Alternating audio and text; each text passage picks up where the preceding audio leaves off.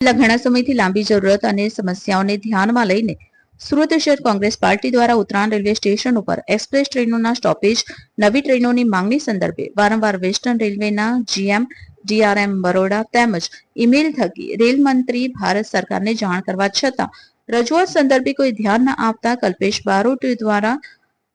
આજ રોજ Uttarayan railway station ખાતે સ્થાનિક જનતા અને કોંગ્રેસના આગેવાનો સાથે રેલ રોકો આંદોલનની ચીમકી ઉચ્ચારી હતી, જે બાબતની ગંભીરતાપૂર્વક નોંધ લઈ આજ રોજ તાત્કાલિક અસરથી વેસ્ટર્ન રેલવે દ્વારા બરોડા ડિવિઝનના AOM assistant operative manager Mukesh રંજનને ઉત્તરાયણ રેલવે સ્ટેશન ખાતે મોકલ્યા હતા અને ખૂબ જ શાંતિપૂર્વક કોંગ્રેસના આગેવાનોની રજૂઆત સાંભળી તેઓએ લોકો સમક્ષ આશ્વાસન આપી જણાવ્યું હતું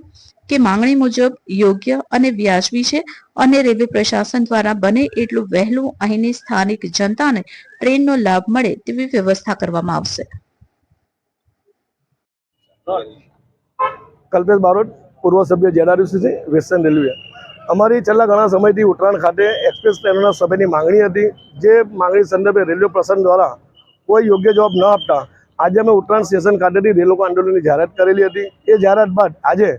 બરોડા ડિવિઝનના અધિકારી આવીને અમને ખાતરી આપી હતી કે તમારી લાગણી અને માંગણી ખૂબ જ યોગ્ય છે, અમે આ માંગણી ઉપર પહોંચાડીને બને એટલી વહેલી તકે આનો યોગ્ય નિકાલ કરાવજો અમને ખાતરી આપતા અમે અમારો કાર્યક્રમ કેન્સલ કરેલ છે। અને બીજું કે નવસારી લોકસભાના સાંસદ સી.આર. પાટીલ જો એમના લોકસભા વિસ્તારમાં ઉડના સ્ટેશનનો વિકાસ કરાવી શકતા હોય તો સુરતના સાંસદ શું કરે છે? પહેલી વસ્તુ સુરતના સાંસદને બી ખબર નથી કે સાંસદ છે, હજુ બેનમાં મગજ એવું છે કે કોર્પોરેટર છે। એમના સાંસદ બન્યા બાદ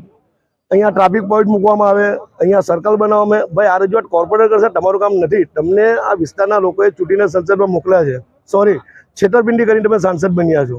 એટલે મારી આપની ચેનલ માધ્યમથી વિનંતી છે કે આપણે ભાઈ મુકેશ દલાલને એવું લાગે ખરેખર સાંસદ છે, સાંસદ તરીકે તમે તમારા વિસ્તારની રજૂઆત કરો, ઉત્તરાયણ સ્ટેશનમાં ગાડીનો સ્ટોપેજ મળે એવી માંગણી કરો, નહીં કે સર્કલ બનાવો ને આ કરો તે કરો। એટલે અમારી માંગણી સંદર્ભે પ્રશાસન તરફથી યોગ્ય અમને વિશ્વાસ અને ખાતરી આપવામાં આવી છે, પરંતુ આગામી સમયે જો અમારી માંગણી પૂરી કરવામાં ન આવશે તો અમે 100% રેલ રોકો આંદોલન ઉત્તરાયણ સ્ટેશન ખાતે કરશું।